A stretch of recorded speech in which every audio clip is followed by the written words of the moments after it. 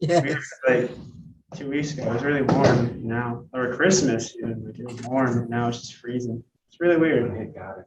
Yeah. Anyways, I'm gonna switch it over to our invocation, which will be me again. So hello again, everybody. Hello, Sean Marco. Yeah. Take off that hat and put on another hat. I can't. I got bad headphones today.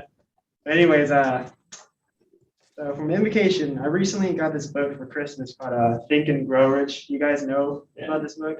Yeah, you guys read it? You can see by a show of hands how many times have you? Read it at least 2 times. All right. Show of hands for what? It's called Think and Grow Rich by Napoleon Hill. Oh, yeah. Heard it before? You That's guys why read I'm it? rich. Oh, nice, awesome. Well, sweet. It seems like a majority of you guys have read the book, which is pretty cool. So, anyways, I got it for Christmas, and I just started reading it recently. And I'm on like the 4th chapter, I think the 3rd or 4th chapter already. But it's pretty much for the people who don't know what's it about. It's pretty much like I don't know what you call it, like a self-transformation book, I guess you could say. It's, changing the way you think mentally, and just thinking in a certain way, and things will come to fruition, become real. But anyways, there's this quote that really stuck with me.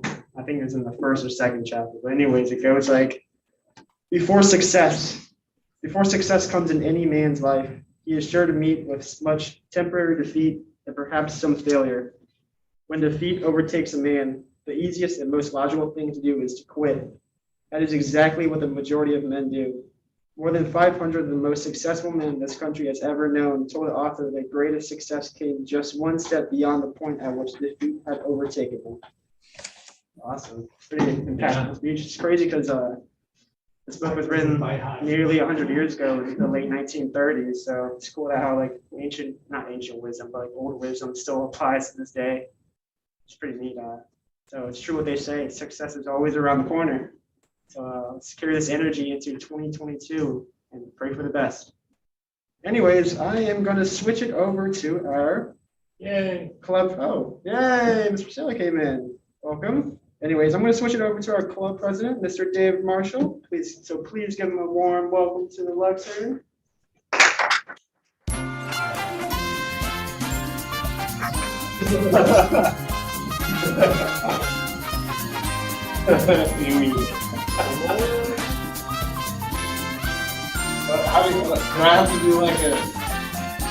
How do people come up to and the Price is Right? What, they do like a weird like. Yeah. Yeah, they're always. Yeah. Always There have we go. Yeah. high fivers. $1. $1. $1. 99 cents. You jerk. Okay, so back to Toastmasters. That was supposed to be funny. Okay, This is a meeting. it is. Turn it into an event. Goose Do an event. Fraba. So we like to have a little bit of fun, but we are Toastmasters, so we like to have a little fun at new beginnings. As we learn, no one wants to go to another meeting after a day full of meetings, right? Right? So you want to have our meetings during the day, go to work, come to new beginnings and learn a new skill. That's what we do here. We're learning speaking skills. We're learning how to get rid of our R's and ums, how to listen, how to pay attention, how to evaluate. And that's what we do here. And we have a guest, Mr. William. Welcome. Thank you for coming to join us. Tell us a little bit about yourself. Well, I've been to a couple Toastmasters meetings, but it's been a few years. Okay. I think at the time I had a lot going on. I couldn't do it. I'm with, count your arms, yes. With SunTrust through Truist. I've been with them for 16 or 17 years and financial planner for 20 years. And I just like to, get a little better at public speaking. I had a kind of an embarrassing situation where I presented something that was pretty substantial, and I realized how bad I was at it. It was not good. So just don't want to let that happen again. Understood. Yeah. Well, thank you for sharing. A lot of clapping to encourage each other, and definitely a great place to learn public speaking. And a lot of awesome projects. We're going to see Priscilla give us an amazing speech today, so we're looking forward to that. We also have a portion of the event where we do a table topics. Would you like, is that something you'd like to participate in? I'll give it a run. Awesome. So one table Yeah, topics. Yeah, right? yeah. That's awesome. We have Miss Elizabeth Clare. Yay! It's always a pleasure to have Elizabeth Clare. She's Toastmasters for how long? Before Sean was born. 30 years, maybe? 30 years in Toastmasters, so she knows what she's doing. Tammy, how are you doing today? I'm doing good. How is everybody there? Everyone's fine. Everyone's good? Yeah. No, I have COVID. Oh, Lord, that's Oh, wrong. no. Meeting over. Jar McGee, you're gracing us with your presence today. How My man, I'm happy to be here. Super excited as always. Happy I could make it. I know a couple of meetings I wasn't able to attend towards the end of last year. Very, very excited to be back with the team. Visiting here from Langley Toastmasters Club. In case anybody doesn't know, I'm the president there. I'm always happy to show love to New Beginnings Toastmasters of Virginia Beach. Eventually, I'm gonna make it out there to get some of the wings that you talked about after the meeting. But, Yeah, right. I think we swapped Wing King out for Top Golf. So are we still doing that? I don't know. It depends on if people want to go. Yeah. So Top Golf. Even better. Who's the best? Who's the best golfer in the club? Lead the house. For the most part, I got Sean Oh, okay. Leads the house. Okay. He'll come here. Lead the best of the best. Okay. That's Lee. He'll come. No, shoot a couple. And then 3,000 points later, you know, just like, while it's empty and everything, you know. So you're a hype man. Yeah, that's it. I'm the greeter. See, I didn't know if it was going to be a hybrid meeting or if it was all on Zoom. I was going to be greeting people, but I didn't even see half the people when they walked in the room. So I feel like I didn't do my job, but I'm going to improve. I'll do better. Fantastic. All right. So I have no more announcements. Without further ado, I'm going to introduce our Toastmaster of the evening, Mr. Andrew Bullock. Good evening, New Beginnings Toastmasters. I am your Toastmaster coming to you live from Erie, Pennsylvania, where it is still snowing and it is only 23 degrees. We have a small meeting this evening, but a meeting nonetheless. Actually, no, an event. It is a small event. We have one speech, we got some table topics, and an evaluation of our formal speaker. This event came together in just a few short days, and I didn't do it all by myself. I had a lot of help. And my primary helper was my general evaluator, Miss Elizabeth Clare. Elizabeth, can you introduce your team to us? Thank you, Mr. Toastmaster of the evening. I am Elizabeth Clare, your general evaluator. And the purpose of evaluation is so that we can improve. Speaking is to express yourself and teach us something, and evaluation is so we can each of us pick up some pointers how to be better and better and to get the encouragement that we all need along the way. So there's nothing ruthless about evaluation. It's kind, it's loving, and it's helpful. So I have a team of evaluators. We have a grammarian counter, and that's going to be Sandeep. Sandeep, are you here this evening? And can you tell us how you're going to fulfill your two roles? Toastmasters and guests. So I'm the counter for tonight. So as an counter, my primary role is to keep account of all your filler words like you know, so or any repeat words. Yeah, so I'll just basically keep a track of it. And when called upon, I'm going to give the report. And as the grammarian, I'll be noticing your use of English language, any grammatical flaws or errors. I'll just keep a track of it, and I'll be giving the report at the end of the meeting when called upon. Back to you, Chitta, the evaluator. Thank you, Sandeep. We'll all be very careful. Now we have a person doing word. She's the word master to present the word of the evening. And she's also going to do listen up. Tammy, will you explain your role, please? I sure will. So as word master, I have a different word for you tonight. It's risible, and it means capable of laughing or disposed to laugh, or arousing or provoking laughter, associated with, relating to, or used in laughter. You hear that key word, laughter, right? And if you are using it in a sentence, you could say, laughter is great medicine. And I know most of you, if not all of you, are risible. So let's have some fun. For my listen up role, I will be listening to all your wonderful speeches and table topics and asking questions of you. So pay attention and listen up. Back Thank to you, Tammy. Thank you. We will pay attention and we will give you a challenge for things to ask questions of. We have everything timed this evening because timing is so important. Sean Markle, will you explain why timing is important and how you will time the speeches and the evaluation and the table topics?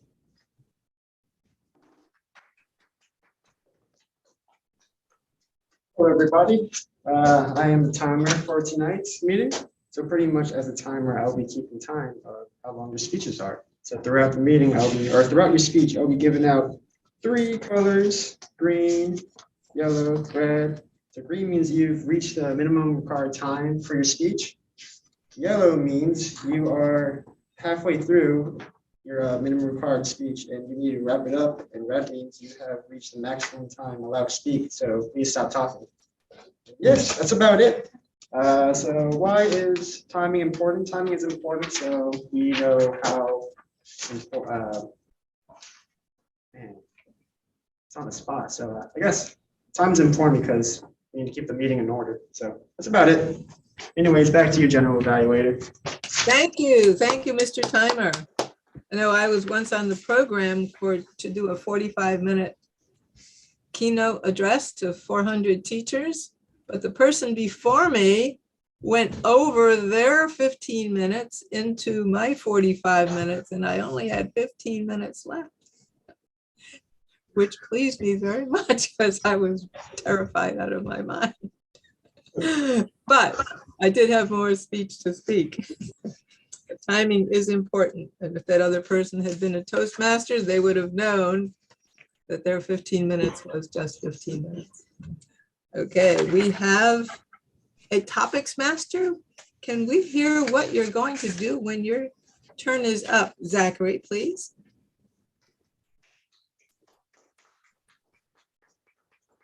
Thanks so much, Ms. Elizabeth Clare, for that introduction. I'm your table topics master for this evening.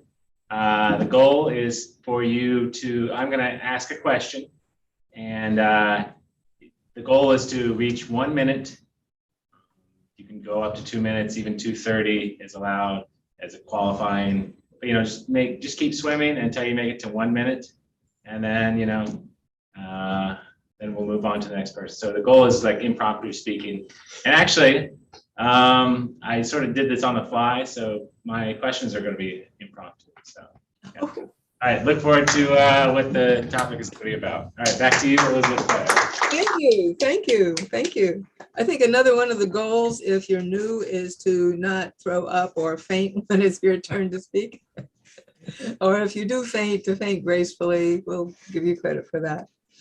So that is my role as general evaluator. Later in the evening, I will give a general evaluation of the whole business. And we'll also have our evaluator for the speaker of the evening. With that, I will turn the control of the lectern back to you, Mr. Toastmaster, Andrew.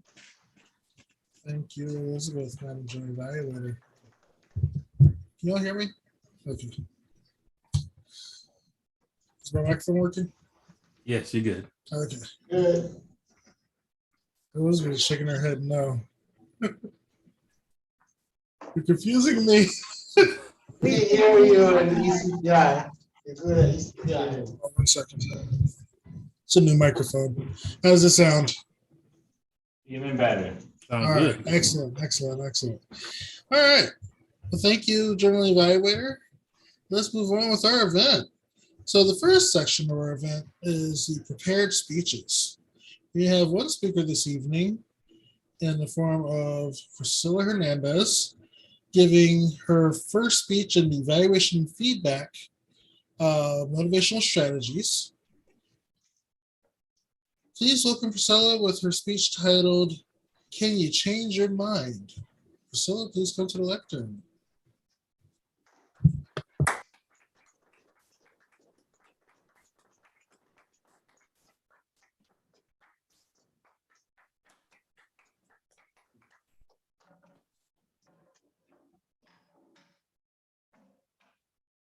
Hello. All right. So, can you change your mind? The short and sweet answer is yes, obviously, right? Yes, you can. Matter of fact, according to Laura Boyd, she has a TED Talk YouTube video. You guys should watch it. It is named, "After watching this, your brain will not be the same." And the basic idea behind this video is that your brain constantly changes and you can change your brain like physically and functionally. It could be bigger in the areas that you practice in, right? So with that in mind, right, the biggest thing that I want us to take from that is how powerful your brain is, and how powerful your mind is, how powerful it can be, right? It is literally how you shape your life and who you are. It's like the one organ of the body that controls everything, right? The things that you allow yourself to hear, the people that you keep around you, the habits that you focus on throughout your day can literally influence who you are. And it's natural for people to copy what is around them or reflect it in some sort of way. So this can be good or bad depending on what you copy.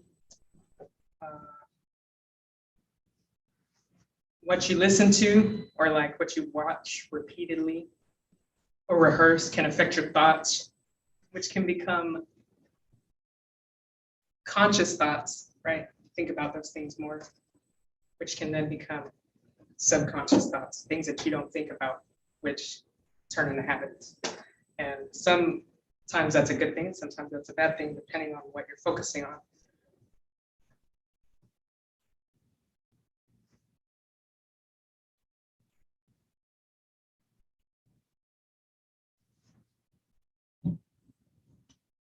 An example of this would be, I know somebody who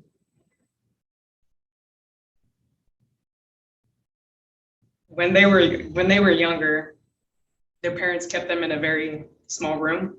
They weren't allowed to read or write or draw or go outside, right?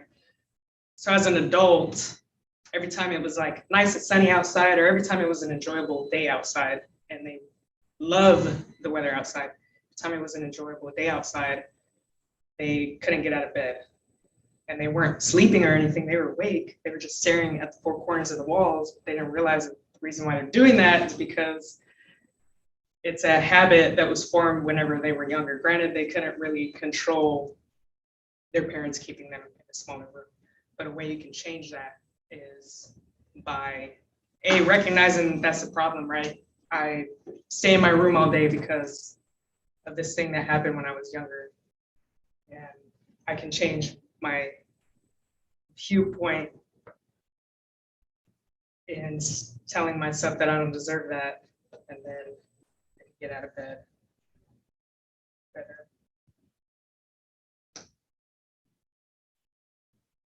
So a better question is,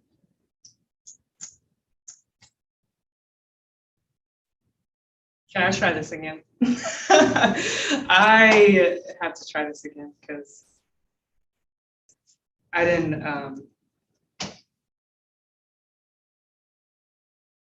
rehearse this out loud. So like I wrote it down, and I'm Read really it. nervous right now because I'm the only one up here, but like, If you need to, just read your speech. I want to hear it. I think the rest of it sounds really important. We're also highly intrigued. Guys so interesting, like, nope, do it next time. Keep swimming. You're doing better than you think you are. Keep going. Yeah. Great topic. Yep. Serious. see the problem is that I didn't write.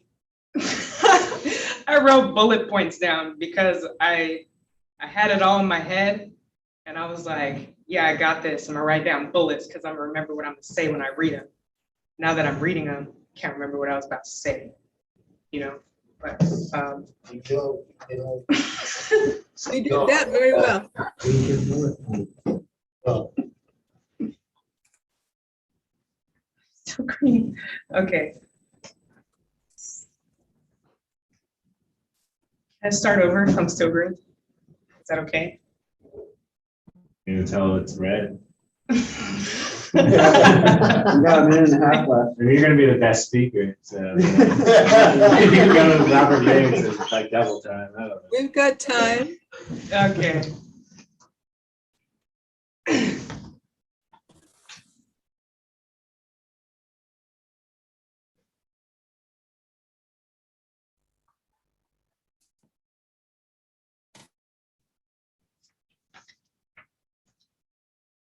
Hey, Priscilla, take a while to compose yourself, and then I'll call you back up, all right? That sounds good. Thank you. All right, let's give her a round of applause.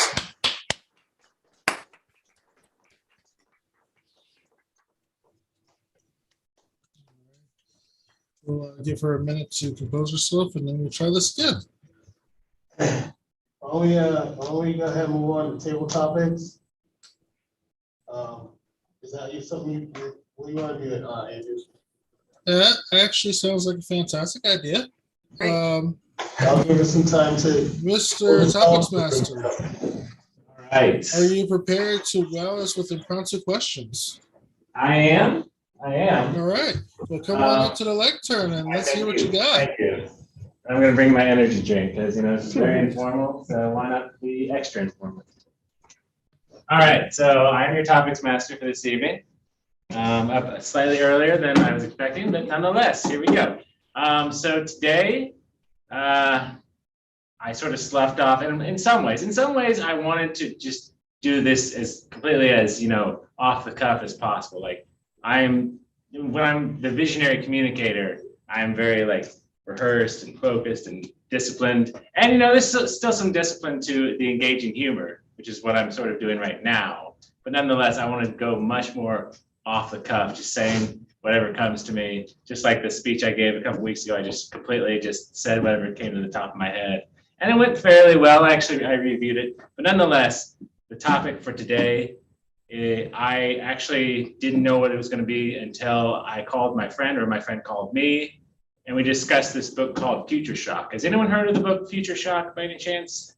Okay, it's an older book, 1970, but just like Think and Grow Rich, it still applies exactly to today in so many different ways. And honestly, I was in this guy, I don't know if anyone knows who Bob Proctor is. Does anyone know who Bob Proctor is? Yes. Okay, Bob Proctor, I was in like his sort of, like not his seminar, but like I was enrolled in one of his programs. It cost me a fairly decent amount of money. And he referred to this book as well as Think and Grow Rich, which Sean Markle mentioned in his invocation. So it's all sort of ties together. But the author of Future shock is this guy by the name of Alvin Toffler.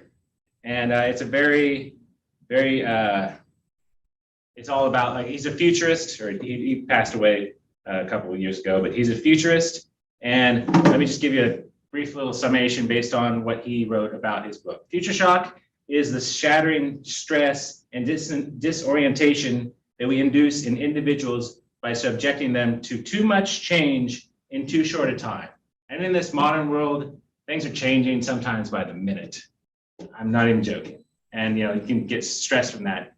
But, because this is the beginning of the year, we're going to focus more on, the positive change that can result of future.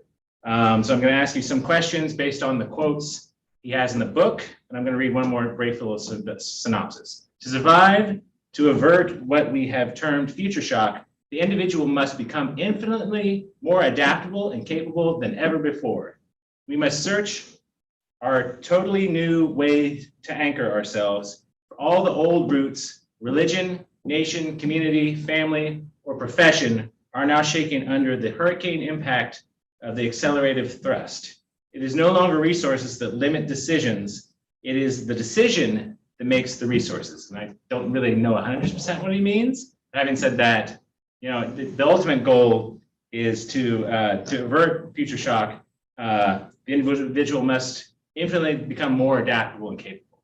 So I'm going to read some of his quotes, and you're going to talk about, what that means to you, et cetera, et cetera. I didn't have time to copy all of them, but, we'll just, since this is a relatively short meeting, we can take our time with it. So,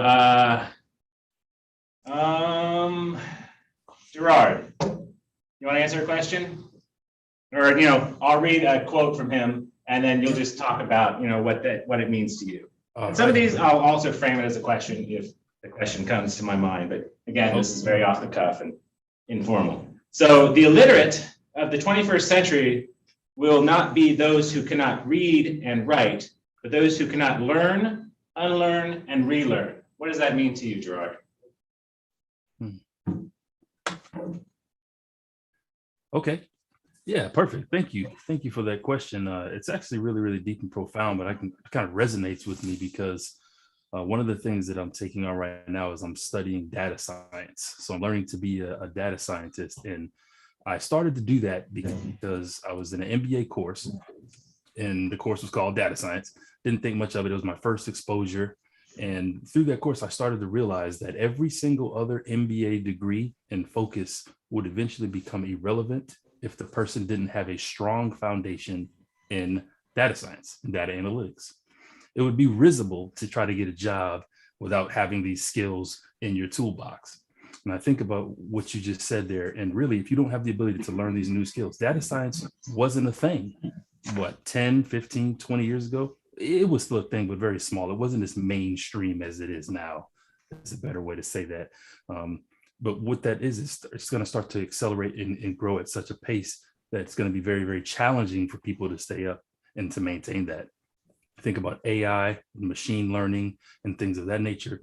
It's going to be imperative that we're quickly adapting in our own minds, in our own lives, and moving beyond what we think we can do. During the Industrial Revolution, people thought that people would all be out of jobs because they're creating things like conveyor belts and manufacturing tools. They said, well, what are we going to do for work? Everybody's going to be homeless and have no jobs. As you can see, that's not the case. Even though machines took on some of those jobs, what happened is that people adapted, learned new skills, and they started to do different jobs. So I believe that that's kind of the gist of what that quote is really saying. Things are going to start to continue to accelerate faster and faster, and we have to have an adaptable personality and a culture in society if we want to thrive and survive. Thank you. Back to you. Thank you, Gerard, for that great thing. There's a lot of things I could say about that. Highly adaptability. Bob Proctor talks about, like if someone can be as loose as ashes, that's like the kind of person. And it's a quote from like some like baseball coach or something. But yeah, just like completely malleable, be like water, as Bruce Lee would say. There's another quote directly related to the Industrial Revolution, something about, like they thought that, something involving the Industrial Revolution would have ended based on, like one bankrupt thing in Manchester, in 1830 or something. Like, I mean, like obviously the Industrial Revolution progressed on and on. But yeah, great answer to that question. So David Marshall, want to answer or talk about something? All right, thank you, sir. All right. Okay. One moment. Very informal. Okay. All right. You're not gonna give that man a pound? Our moral responsibility is not to stop future. I can't even hear. Oh, sorry. Okay, there you go. Oh, all right, yes, yes, exactly. My infinite bad. Our moral responsibility is not to stop future, but to shape it, to channel our destiny in humane directions and to ease the trauma of transition. Your thoughts on that quote? Say it again. Our moral responsibility is not to stop future, but to shape it, to channel our destiny in humane directions and to ease the trauma of transition. Oh. There's some interesting quotes there. I'm going to write Yeah. down that book. Yeah.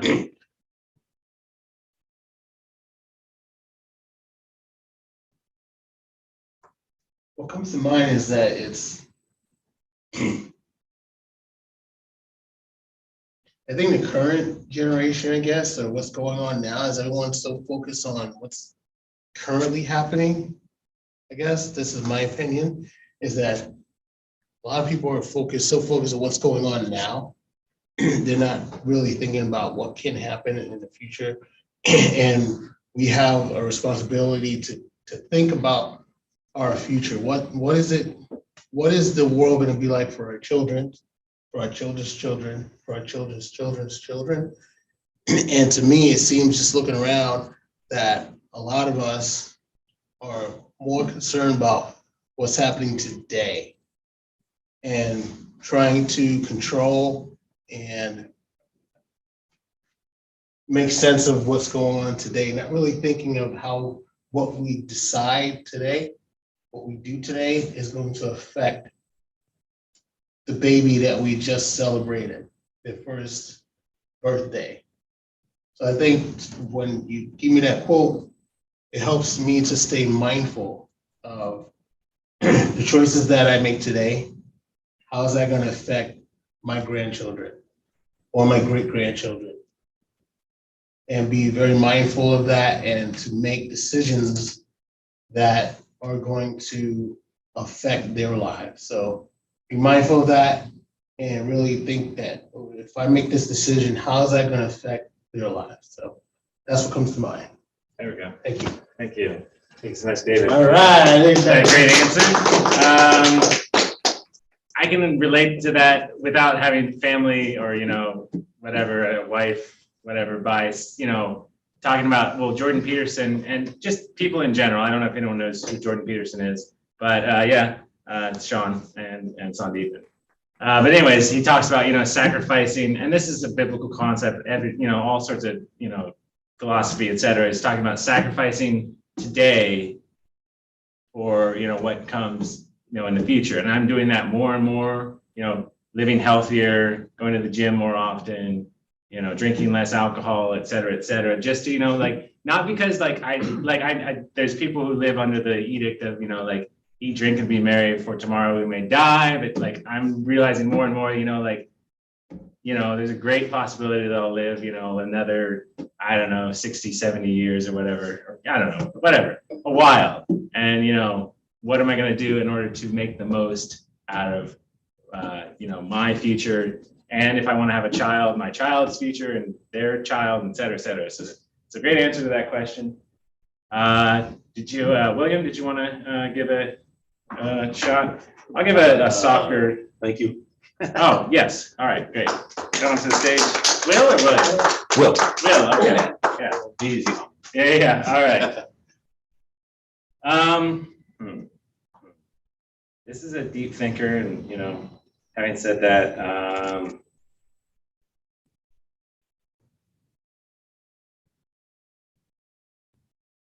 all right.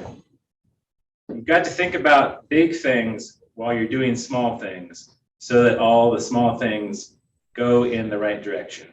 So to expound upon that a little bit, so what sort of big things do you want to do, but then also what sort of small things will lead you to that big goal or whatever you want in life?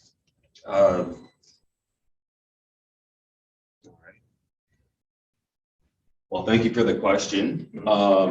It does make you think a little bit, and actually, I kind of think about that quite often. All the little things you have to do to get to a larger goal, and I think sometimes people can get a little overwhelmed when they think about this big thing that they have to accomplish, and that what your question actually goes back to that. You got to take it in little steps, right? How do you eat an elephant, right? One bite at a time.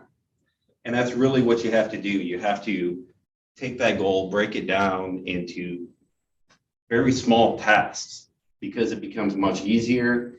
It becomes much more easy to plan, and it keeps you from getting overwhelmed, so that every day you can take a little piece of it, a little bite of it.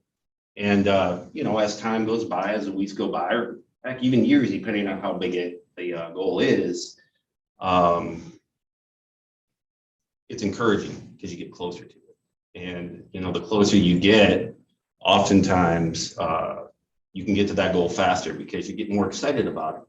Almost there. I'm almost there. I'm almost to retirement. I'm 55, and I saved all of these, all of these accounts, added these investments. Whereas if you don't break it down, all of a sudden you're 55, you got this big goal and you're just overwhelmed. So baby steps, little bites, and you'll get there. Thank you. Good answer, Will. Great answer to that question. Everyone from Robert Riggs, who is a member of this community, he helped me, get a budget together to just so many different things and areas in my life. It's just like, yeah, you got to take baby steps. I'm thankful that, if things go the way that, based on the stuff I put into my retirement fund, like I'll have no problem retiring, with just as one example of, like how, you take baby steps and, take some sacrifices, and great things will go your way if you plan. But yeah, just baby steps is very essential. Thank you so much for that. All right, Sandeep, come up if you'd like. Please come up. Thank you. All right. Thanks so much, buddy. All right. Okay, this one is a little bit more ambiguous, but he's a deep thinker, and he's a futurist, and he's a great mind. If you don't have, just give your thoughts on this, 1 to 2 minutes. If you don't have a strategy, you are a part of someone else's strategy. What do you think about that? Thank you for the question, Topics Master. So I would say I'll just apply it to everyone's life, basically. So if we do not have strategy, obviously someone is going to make use of us. Like right now, I'm an employee, and I'm working for someone else, for my boss, and he's working for a higher management. But everyone ends up working for the owner of the company. So that is his vision, his strategy, like his goals, whatever he wanted to do. But he is using basically all of us to achieve his goals, and we end up working for him. So that's how life goes for us. So that would be my opinion on it. So yeah, so it's important to have strategy, not only in personal life, it also applies to professional life as well, so that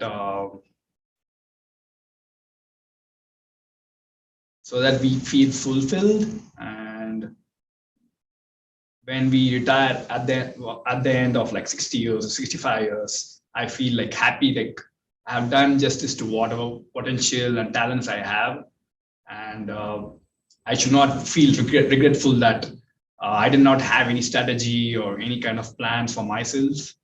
So that would basically be my opinion on it. back to you. Thank you. Thank you so much for that answer, Sandeep. Yeah, there's so many ways to develop strategy. Robert Riggs gave a couple weeks ago a speech on his like financial goals, and like he laid out in pretty good detail, you know, his financial strategy to retire by 40, and he's like basically 36 now, but you know, he's got such a detailed strategy that I can totally see him achieving his goals right around 40, 41 or so. But yeah, the more detailed you have of your strategy, I feel, you know, the more likely you are to succeed. You both personally, when it comes to like diet, nutrition, going to the gym, or professionally. My personal goal is to basically work for myself. I mean, my father was an insurance salesman. He owned his own company for a long time. I think he was basically the sole proprietor. I mean, he worked with a couple other people for a couple of years, but yeah. And I always, even as a little kid, wanted to do something like that. So my goal is entrepreneurship. I tried doing insurance sales. It wasn't my thing, but you know, I'll find something related. And the more I develop a strategy towards success and lay out specific details, the more likely I am to succeed. So thank you so much for that answer, Sandeep. Lee Walker. All right.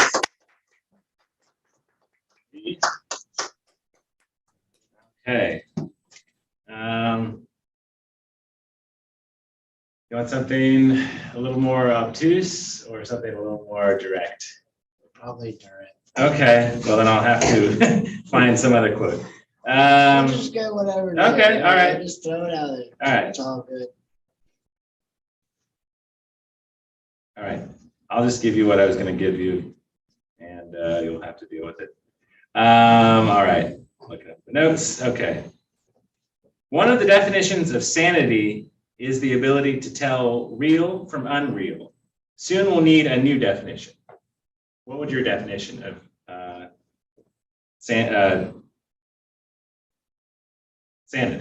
be? The new definition. A new definition. Other than, you know, the ability to tell real from unreal. Okay. Mr. Table Talks, Mr. Toastmasters and guests, sanity. Ability to tell what's real or what's not, or unreal or not real. I think in different situations or circumstances in life, we do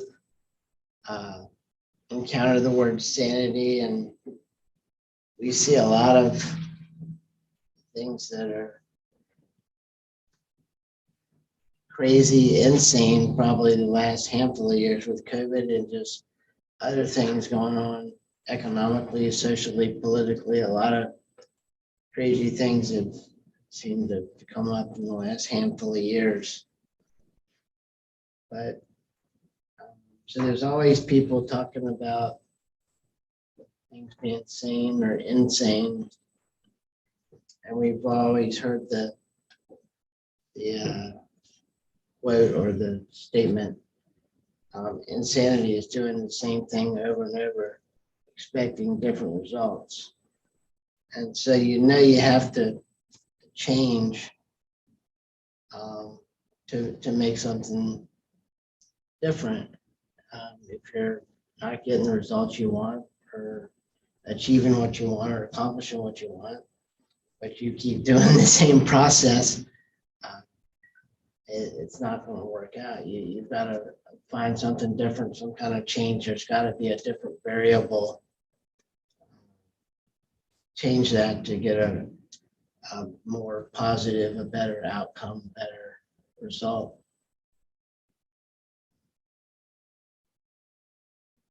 I don't know if I can really come up with a different definition of sanity. I just kind of talked about sanity and insanity as it relates to different things in life, and we come across that in different situations in life. Just kind of describe some of that, what I've experienced, some of my experiences with that. I know I've tried to do things kind of the same way, and a lot of times my way doesn't really work out good. So I gotta find people that are smarter than me and surround myself with better people, smarter people, and try one of their ways, their idea, and it might work out better for me. Mr. Table Topics Master. Really? That is a very difficult thing to try to, reinvent the wheel when it comes to sanity. I'm not sure what if he later on in the book gives his answer, but for me, I think it's, especially in these very like hyper informational times. I mean, this 1970 was 25 years before the internet, and he apparently was already experiencing, lots of just rapid fire information and technology changes. But for me, it's just like serenity, calmness of mind. I do meditate quite regularly. So yeah, stuff like that definitely keeps one sane, at least for me. So we have time for one more with Tammy? Or do we want to go on to the speech with Priscilla? Got time for one more. You go ahead. What's that? One more. Okay. All right. Yeah, Elizabeth and Andrew still haven't gone. Let's see here.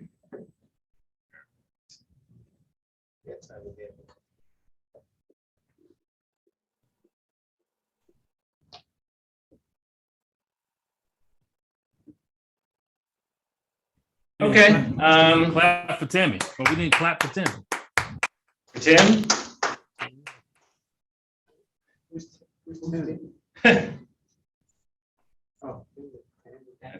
Oh, Tammy, yes. All right. See if you can make heads or tails of this. I mean, I don't know exactly what it means, but I like the sound of it. Change is nonlinear and can go backwards, forwards, and sideways. Your thoughts on this, Tammy? What does that mean to you? Well, time isn't linear. For our purposes in this physical world, we have given it time, but different cultures have different calendars and they've looked at time differently. So if you go by visualization and imagination, you can literally see yourself at any time and be there because you're actually where your attention is where you go. So if you're thinking about the past, you're now bringing the past into the future or into your present moment. And some people say that the present moment is all we really have. There is no such thing as the past or the future because as soon as you think about it, you're bringing it into your space. And so therefore, it is now part of your present instead of your past.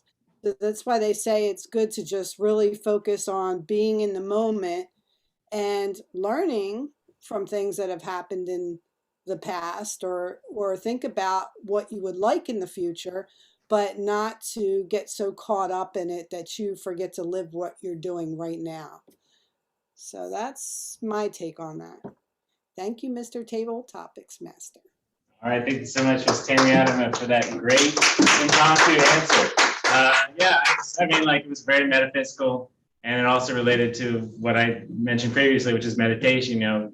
Just my version of meditation is just staying in the now, low thought, even no thought sometimes, and just like when thoughts try to creep in, it just politely just welcome them, push them away. Just sort of just let it just all just flow, from like into your mind and then out of your mind, just gentleness. And, so yeah, there really is only the now, but, I mean, another thing about it is like when you think about an event, whether it's real or imagined, in some ways you are living that event again. Or, if it's a brand new thought, just living that event. So yeah, and it's just like how like basketball players who they either do the actual practice or they just think about it for the same amount of time. Like I'd say like 80%, if you just visualize yourself practicing for, an hour or whatever, it's almost 80% as good as like actual practice. So that's pretty staggering and mind-blowing thought to think about. Do we have time for one or two more, Andrew or Priscilla? Are you ready to take another crack at it, or do you want to take a break? Reserve the break for after Priscilla's speech. Huh? We'll reserve the break for after Priscilla's speech to give the evaluator time to evaluate Priscilla. Okay. So do we have time for two more, one more? Yeah, let's do one more. Okay. Elizabeth Clare or Andrew Bullock?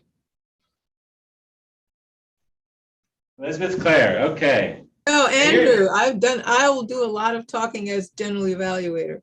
I'll do a lot of talking as Toastmaster of the evening.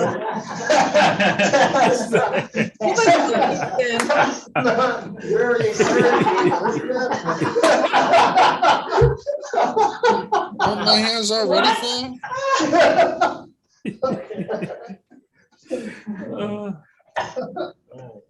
Okay, so who wants to go? I do. Okay, all right.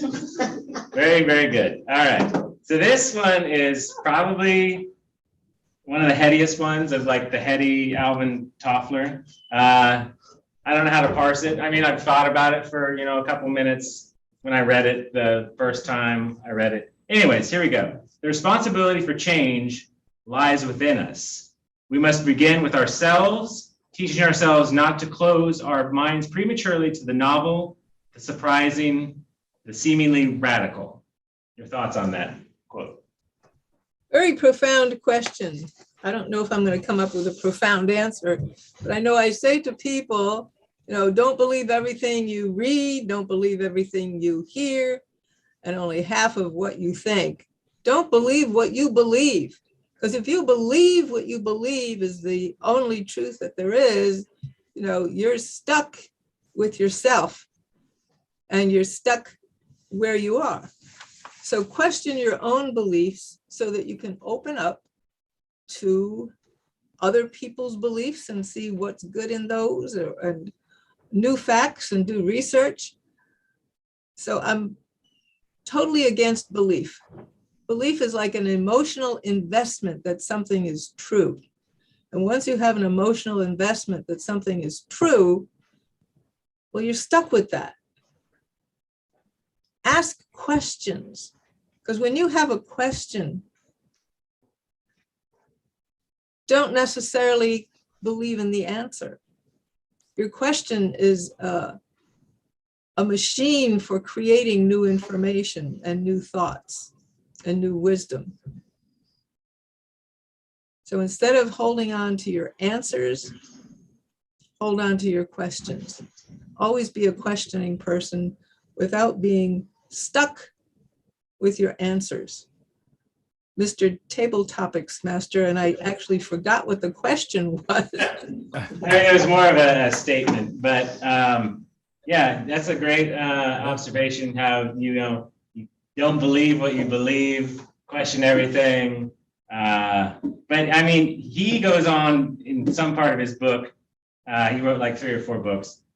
Great guy. I have never actually read the book myself, but I'm pulling these quotes. But he says you can use all the quantitative data you can get, but you still have to distrust it and use your own intelligence and judgment.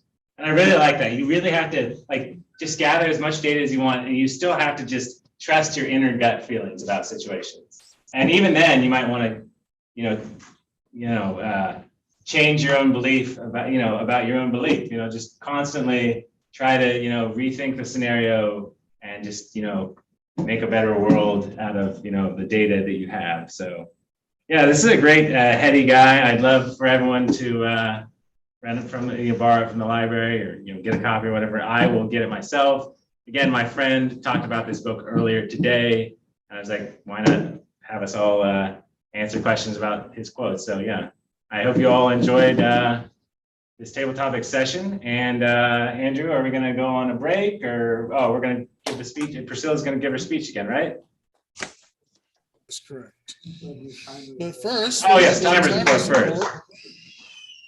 Yeah. Okay, timer. You want to come up and give your speech? Thank you. Yeah. All right, timer's report. That was honestly really impressive, guys. You guys gave out really sophisticated answers. So give yourself a pat on the back, honestly. That was amazing. Anyways, so starting off, we got Gerald, got 1 minute and 50 seconds. Dave Marshall got 1 minute and 51 seconds. Mr. Whale, you got 1 minute and 31 seconds. And Sandeep, you got 1 minute 41 seconds. Lee, you got 2 minutes and 40 seconds. Tammy, you got 1 minute and 13 seconds. And then Miss Elizabeth Clare, you had 1 minute and 30 seconds. Now I will hand out some paper so we can take a vote to see who gave the best table topics answer out.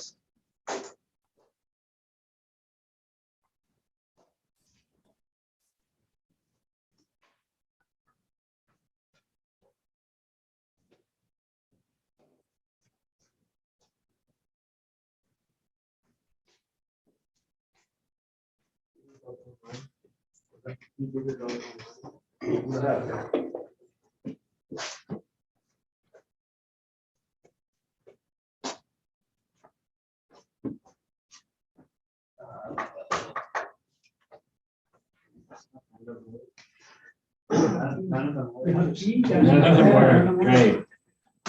I love it.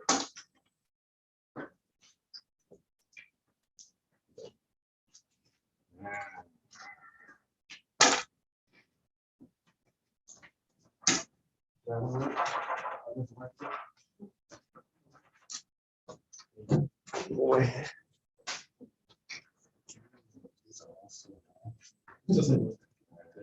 Super, I mean, you brought it. Go. Got a pen right here.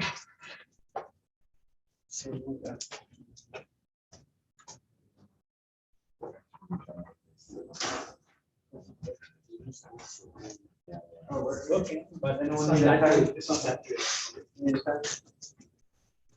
Can everyone borrow Sandeep or, no, sorry, Phil's pen? They want.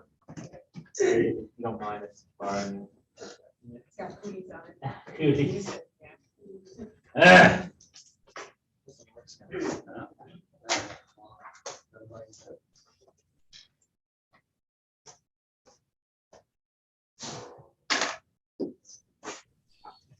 Are all votes in?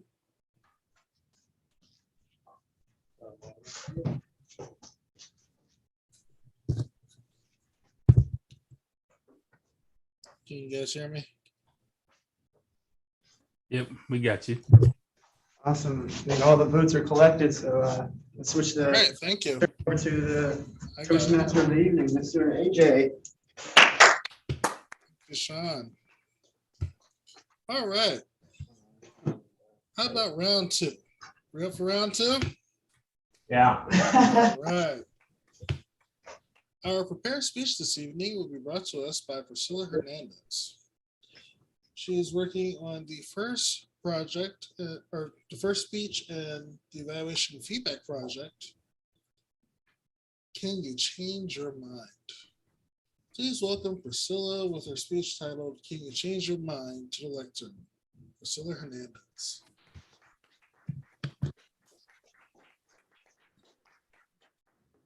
Hello again. All right, I'm ready to try again. So, can you change your mind?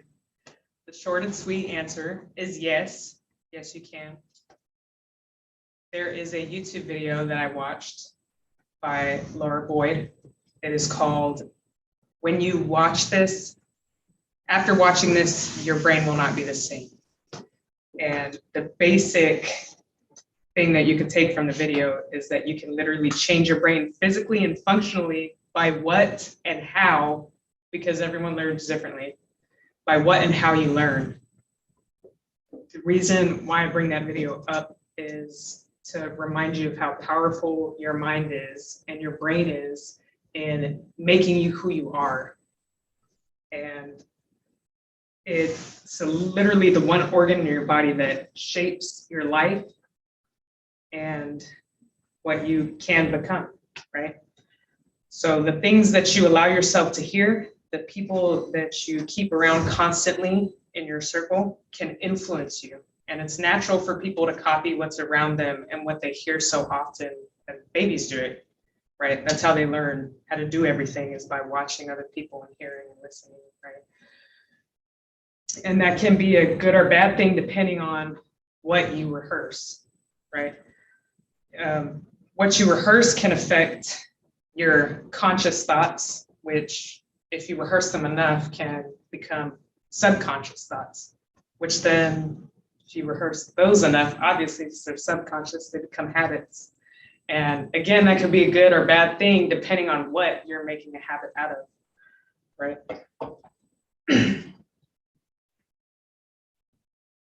So an example of that is, I know someone who used to stay in specifically on beautiful, nice days outside. It would be perfect weather, right?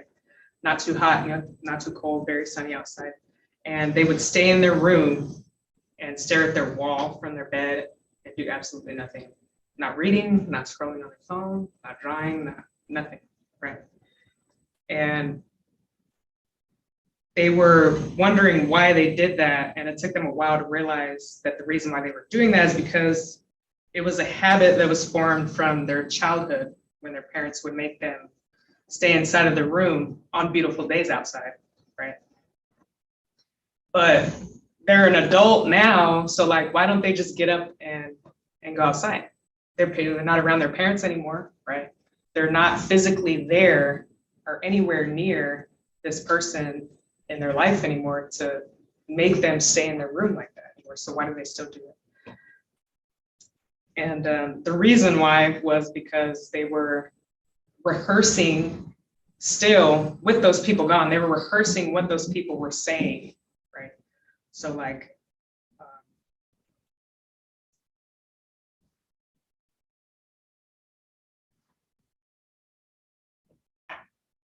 they repeated the things that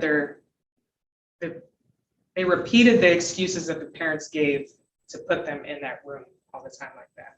They just kept repeating it, and they didn't realize that they were repeating it still as an adult, and it was keeping them in their room. So how can you change your mind when you have, habits like that? Well, you make the subconscious conscious. So whenever this person had this realization, like, hey, I stay in my room all the time, why do I do this? And they tracked it back to what they were hearing and what they were doing back then. They changed the bad habit into a new habit. They stopped doing that, and now they can't stay in their room on sunny days anymore because they made a habit of getting out of bed. And granted, that does take time, but because you can change your brain, it's very, very possible. Very possible you can do it, right?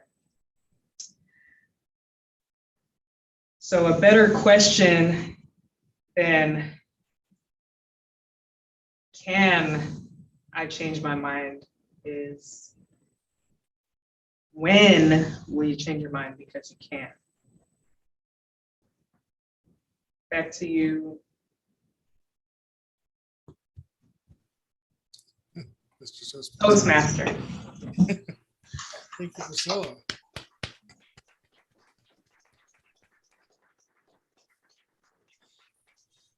All right. Mr. Timer, can I get 1 minute on the timer for evaluation feedback?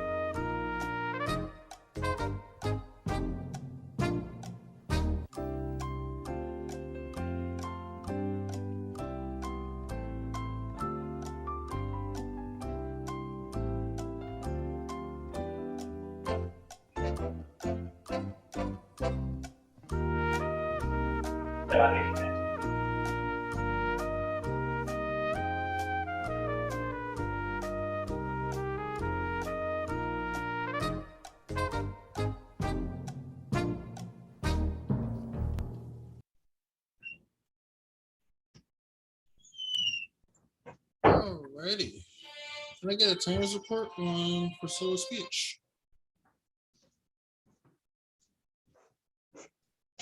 All right, time to report for Ms. Priscilla Hernandez's speech. Thank you for an amazing speech. So the time was 4 minutes and 57 seconds. Now back to you, General Evaluator, or Toastmaster of the evening. Sorry. Thank you. Priscilla, I gotta give it to you. That was a fantastic speech. I'm gonna let you in on a little secret. A lot of times I come up here like I'm composed and ready to go, but believe it or not, I actually compose my speech as I'm giving it. I don't even have time to prepare. Sometimes I might only do an outline and that's all I have. And usually I leave that behind. So what you did was fantastic, and I look forward to seeing more of your speeches. All right, so from here, we're going to take a 5-minute break to allow our evaluator some time to finish evaluating Priscilla's speech, and I will see you back at 8:11. Where's my job? Great job, Priscilla. Thank you. I don't know. Probably not. All right. How about them? How about them Eagles? That's what I'm talking about. I mean, you guys lost, but that's okay. It's just starters. You're still going to the playoffs. Nobody Hold on. played in that We game. didn't lose. We Yeah. got slaughtered. Just your We didn't starters. lose. We got slaughtered. Yeah. Your, They sent a bunch of backups out there. Who's your team? Who do you like? Who you go for? I'm not talking smack, so don't talk smack on me when I tell you my team. But it's Okay. hey, I didn't think we were gonna make it this far, but we did. Who'd you say? The Raiders? Yes. Oh, okay. That's respect. Okay. There's nothing wrong with the Raiders. Nothing to talk smack about. Like I said, look at where you're at. You're in the playoffs too. They need to stay humble. They're still not that great. All right. They got the spirit of John Madden behind them. Amen to that. There's no Cowboys in the audience, are there? No, I hope not. I hope All right. Nah, they would have said something. They would let themselves be known. Those are the worst fans in the NFL. Cowboys fans are the worst fans ever. They're not even in my division, but I just Right? still can't stand them. Like I still can't stand them. I concur. I'm a Cowboys fan.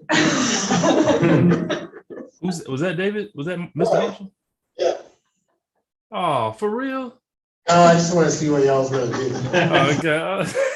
I was like, man, I thought you was a nice guy, man. To see what was gonna happen if I said like I'm gonna start twitching or something. I don't know. Right? You over here instigating. No, You got a team, D? I don't. I'm not really. Yeah, nah, that's all right. David strikes me as a Minnesota Vikings fan. He seemed No like a Vikings fan. explanation. No explanation. Just There is. as a Minnesota Vikings fan.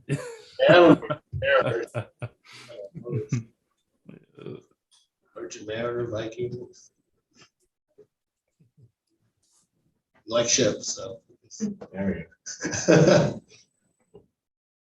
Who do you guys think is gonna make it? Because I'm saying right now it's gonna be the Chiefs and Tom Brady again.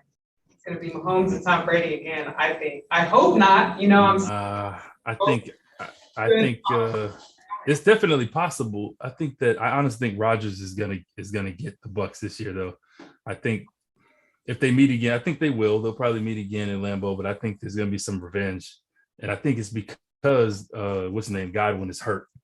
I think if he was still there, they may be able to repeat, but I think it's going to be too much to overcome because he did a lot. He was really, really key for him. Antonio Brown's crazy ass is gone too, but I mean, he can play.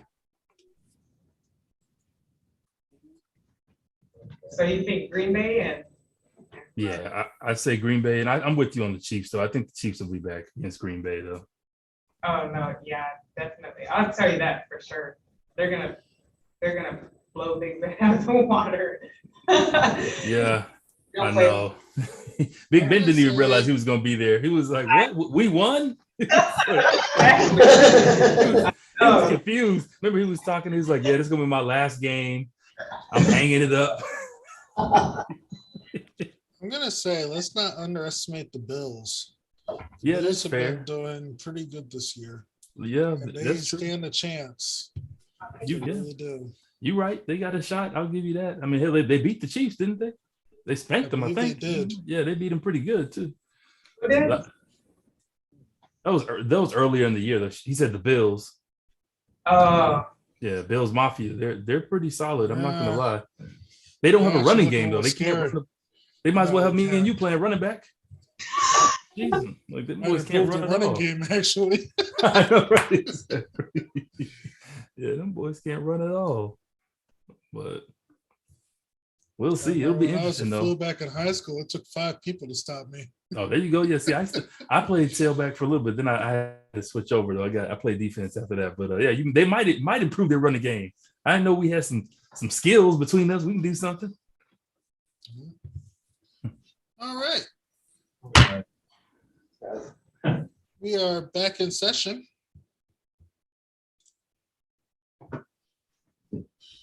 Mr. Evaluator, are you prepared to give your evaluation? I are. Yes, I am. I are, sir. All righty. So, the next part of our meeting or event is the evaluation portion, where we get verbal and written feedback for our prepared speeches. Evaluating Priscilla Hernandez is Mr. David Anthony Marshall, and he will give us his thoughts on how she delivered her speech this evening. Mr. David Marshall.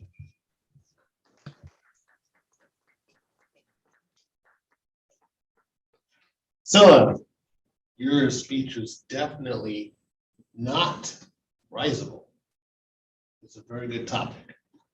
I like your topic. You pick awesome topics. It's always a pleasure when I see Priscilla on the agenda. And so I kind of get excited because you just have a natural ability within you. So I could see you being a great speaker. I could see it. It's in there. And I think as you continue going through pathways and practicing speeches and learning the skills through pathways, I think you'll see it in yourself and it will start to emerge. But I could definitely see it. You start off your speech, you gave a really good reference because it helped frame the rest of the speech. And it helped me to get pulled in when you do that right up front. It helps steer the rest of your speech. Where is it going to go? And helps me to follow through with it. You do have good use of hand gestures. You don't just stand here with your hands down and don't use them. You are using your hands, and I'll get back to that in a little later. But you are using your hands, and that's good. And when there was silence, long periods of silence, you didn't use fillers. That's good. On the other hand, you stood most of the time at the lectern. So you might want to try to use the space a little bit because we were drawn in. And when an audience gets drawn in, they want your presence. That's the way I see it, they want your presence. So the lectern is kind of a barrier.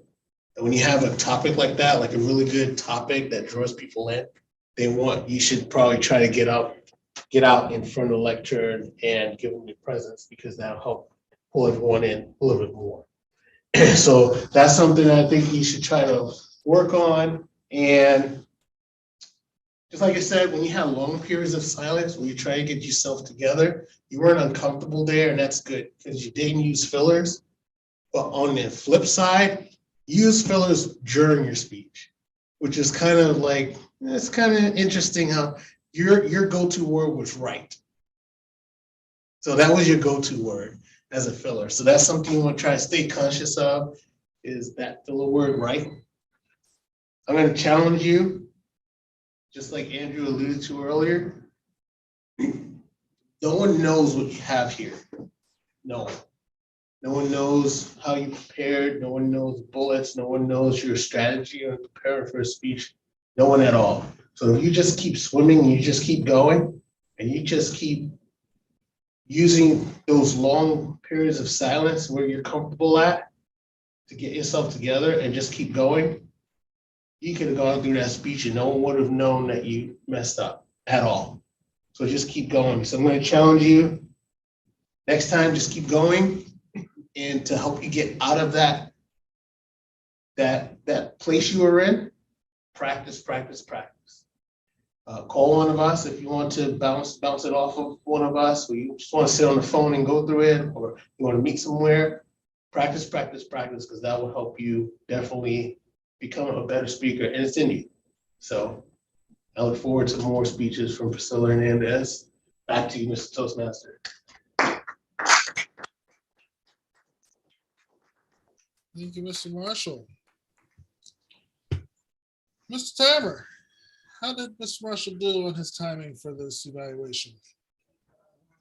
All right, so Mr. David Marshall got a time of 3 minutes and 48 seconds. A little bit over. Oh, you went over. Now back That to was a fantastic evaluation. Thank you. Thank you very much. All right. Well, that concludes our evaluation. Now, let's go to our Madam Evaluator and find out how we did this evening. Miss Elizabeth Clare.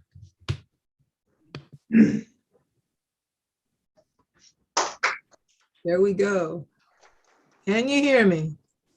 Yes. We can hear you. Okay, good, because I couldn't hear Andrew very well, so I wasn't sure, what's working, what isn't working.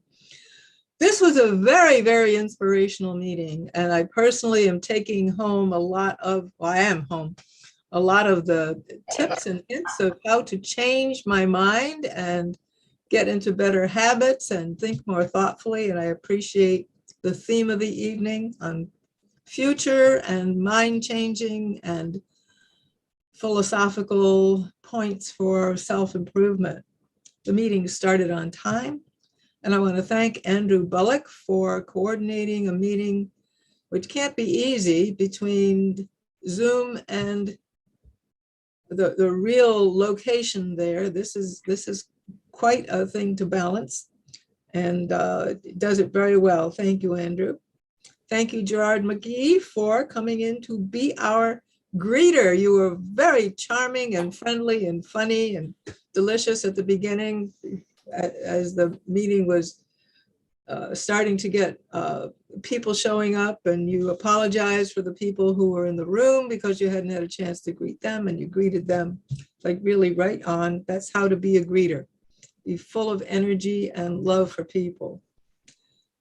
The invocation by Sean, I think, was really important. Success comes right after failure. So let your failures be your stepping stones to success. Thank you, Sean, for that great invocation. And I'm glad that our president introduced our guest. And what I would really love to see if there were a cameraman in the room, so the cameraman could turn the camera so we could see who's in the room. The four of us who are on Zoom didn't get to see the guest. We only saw the people as if they came up, and we didn't see, the crowded room that we're speaking to. I like the word of the evening, risible, and I'm sorry I didn't use it, but ha ha ha, that was a risible thought of mine. I do like very much the profound thoughts that were going on this evening. There was good support for Priscilla, who had what most beginning speakers have, is like they think they know what they're going to say because it's all clear in our minds, and in order to pull it out in a linear form in words, it's suddenly very difficult, and then our heart starts beating really hard. So thank you for the support that you gave to Priscilla. And when she came on later, we really got the full benefit of that very profound speech. Andrew, you coordinated that very well.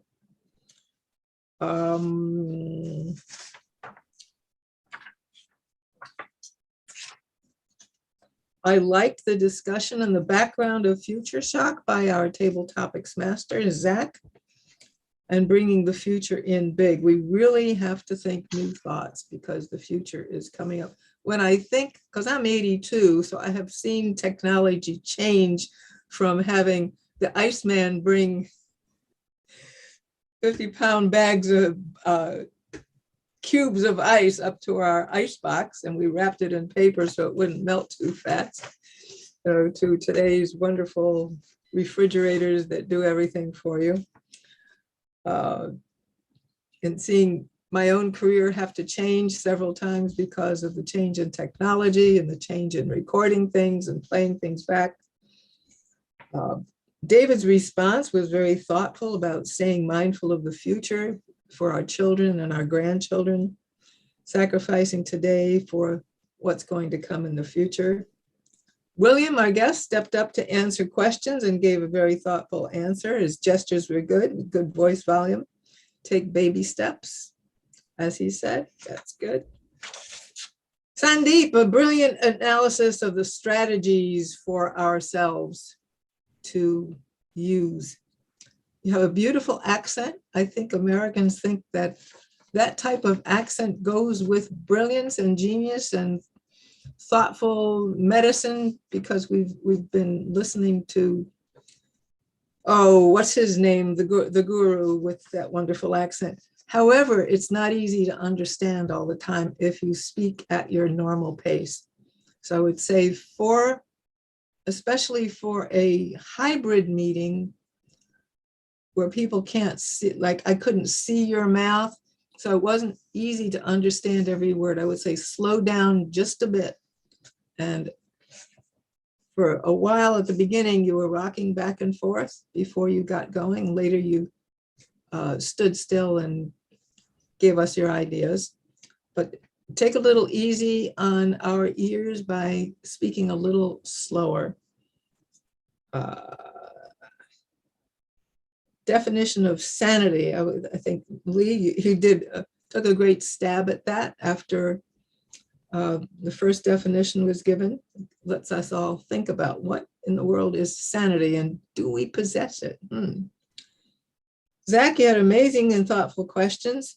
And sometimes you introduced, after a person answered, you introduced your own answer, which is kind of like topping their story. So the table topics person should comment on the responder's response rather than give your own response to your own table topics. You did a great job and your responses were interesting, but the job of table topics person is to enhance the person who has just spoken.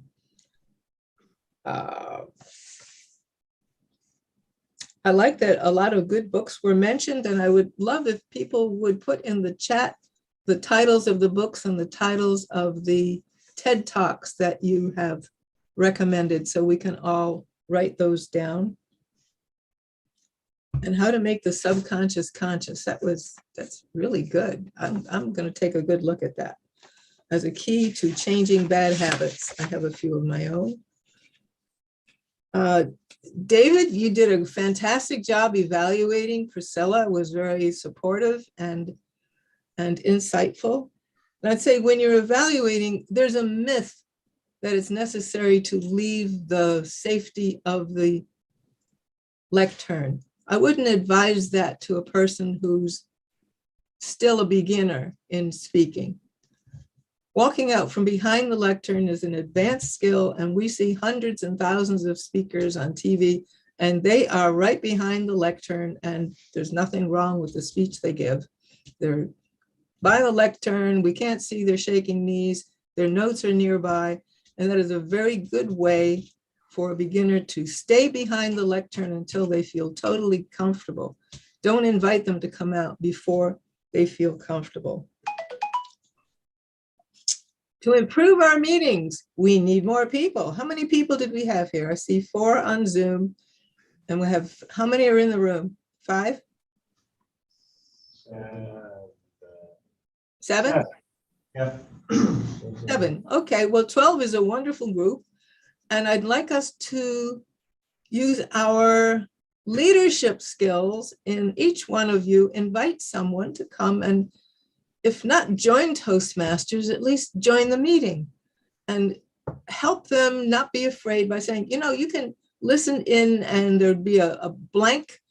You don't have to join by video even until you feel ready that your name will be there and a blank black rectangle instead. You can just listen in. And if you want to, someone will call on you to give an answer to a table topics question. And if you don't want to, you don't have to. But I think Toastmasters is such a well-kept secret that we ought to use our leadership skills in inviting people. Every week, I promise to invite someone to come to be a listener, if not a member of Toastmasters.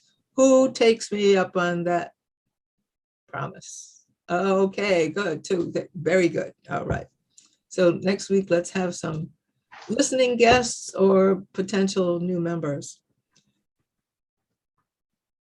And with that, I thank everyone. No, I have to call on some wonderful people to give their results. I should have done that first. I'm so sorry. So here we go. Usually people correct each other when they jump the gun. I'm going to be calling on my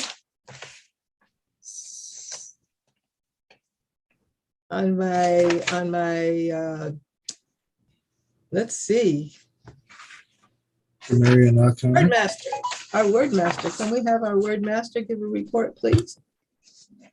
Sure. So for the word of the day, I didn't even use my own word.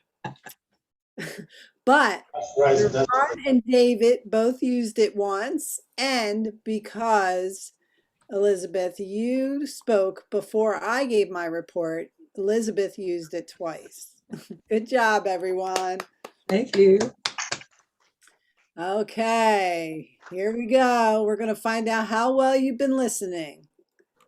So who wore multiple hats, metaphorically speaking, tonight, and what roles did he play?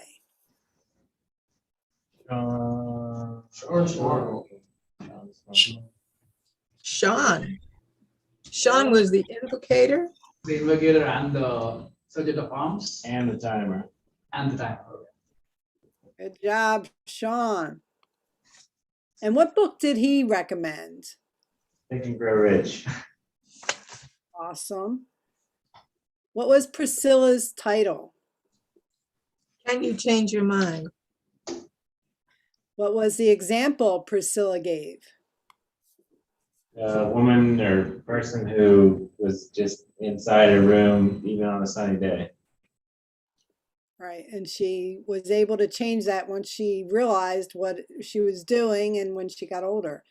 And what book did Zach recommend? Future Shock. Right. And what is Gerard studying? Data science. All right. What did David say we have a responsibility to do? Look after our kids. Be more mindful. Grandkids and future. Yep, think about our future. All of you had pieces of that. Will asked, how do you eat an elephant? What was the answer? One bite at a time. Bite at a time. What was Lee's approach to sanity? Don't do the same thing over and over again. Yeah, that was part of it. Yep. Yeah, and you have to change to achieve what you want sometimes. Who said not to get stuck on your beliefs? Elizabeth Clare. All right, everyone. Good job listening. Thank you. Thank you, Tammy. Good listen up. I love listen up because it's like the reason for recapping the whole meeting and all these little points that the listen up master reminds us of. And our next helper is our grammarian counter, Sandeep.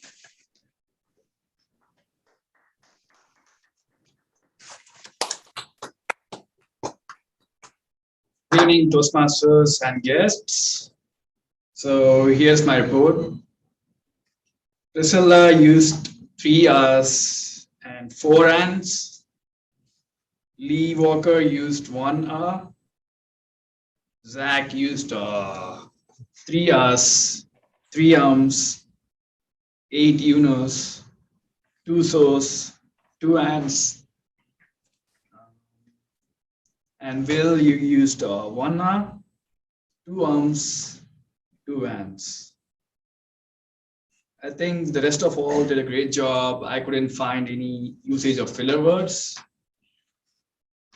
As for the grammarian, I couldn't find any glaring faults in the grammatical usage. So everyone did a great job. That would be my report.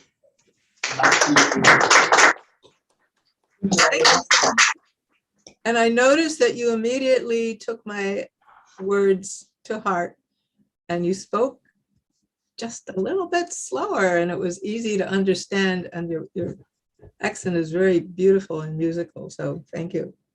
Is there anyone else I need to call on? If not, I will turn this control of this meeting back to, let's see, the president or the Toastmaster? Who wants it? To you, Elizabeth. My call? Your call. I'm turning this back over traditionally to the Toastmaster of the evening, Andrew Bullock. All righty, thank you, General Evaluator. Now we can go home with a little something to take home with us, so we know how to make our next event even more spectacular than this one. I appreciate all those who stepped up to fill a role this evening, even at the last hour. And I look forward to seeing you again, not next week, but the week after, when we have our next event. That'll be the 25th of January. All righty. I will now turn control of the lectern over to our club president, Mr. David Marshall.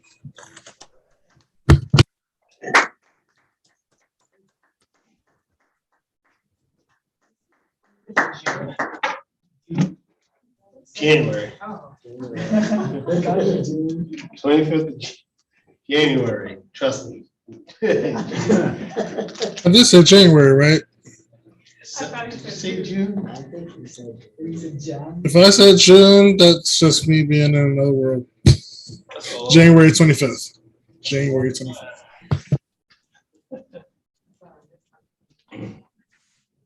Wow. As always, New Beginnings, it's always a pleasure. I like the atmosphere at New Beginnings. There's a learning environment, but it's relaxed. Like I said in the beginning, no one wants to come to another meeting after a day full of meetings, right? Except Will, right? No. Oh, I love that. He loves meetings. No one wants that. So that's why I like to call this an event, and it just, I'm sure it's tomato, but for me, it helps me to get here.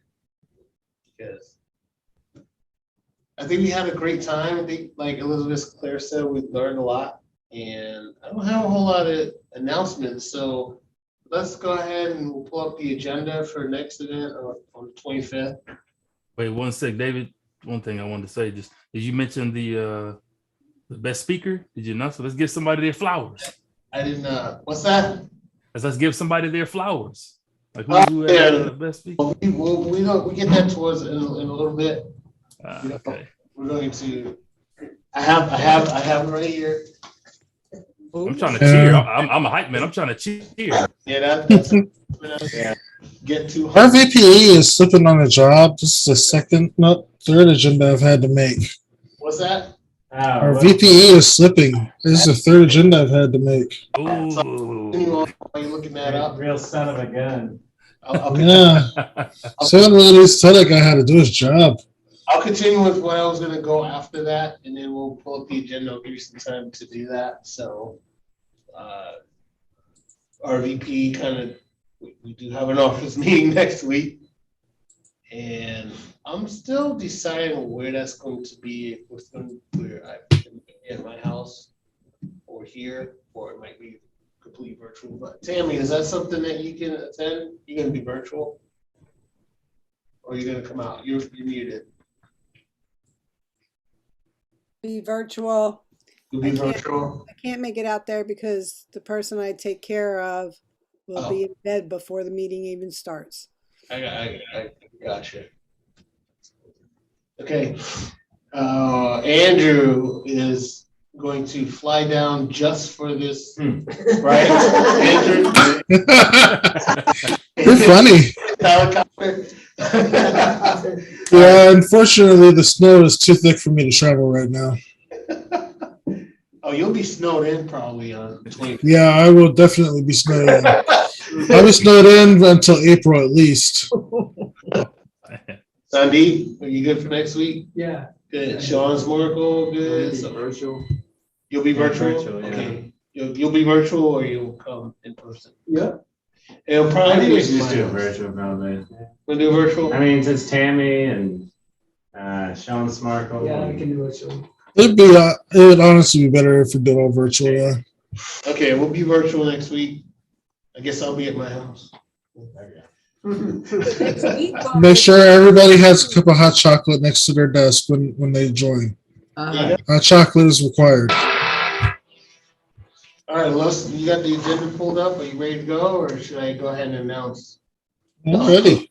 Yeah, I'm ready. Let's do this. I'm gonna make Gerard vibrate his seat with anticipation. I know, right? Who's gonna win? No. All right.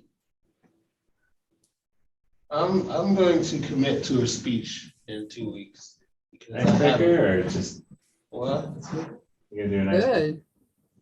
Oh, yeah, I'll do the ice. I don't Yeah. know. Just put me down. I don't know if it'll be icebreaker or my second path, or if I'll continue with my first path. Oh, Tammy signed up for speaker. Good job. Nice. All right.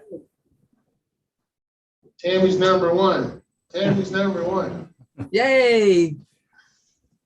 Your Alright. speech, Sandeep? All right, Ooh, Toastmaster, look there at we that. go. All right. That's the major role. Thank you, sir. Toastmaster.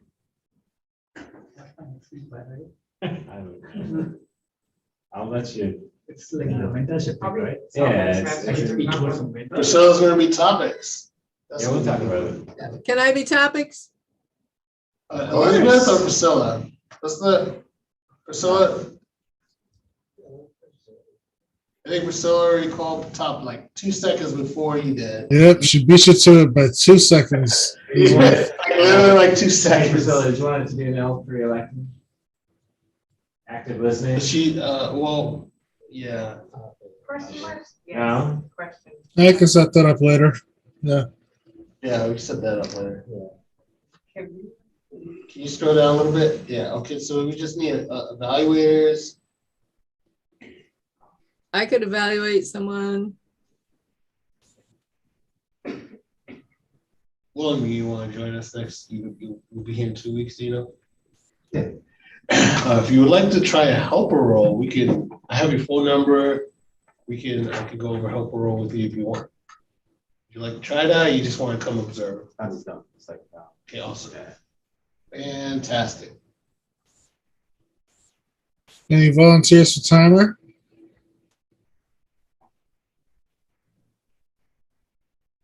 I think we have some. Any volunteer for word master? Listen up.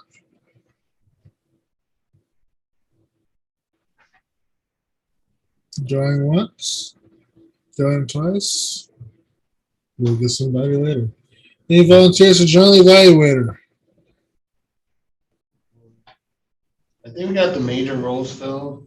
Yeah, So all right. I think we'll be We able. got enough here. Go ahead and save that.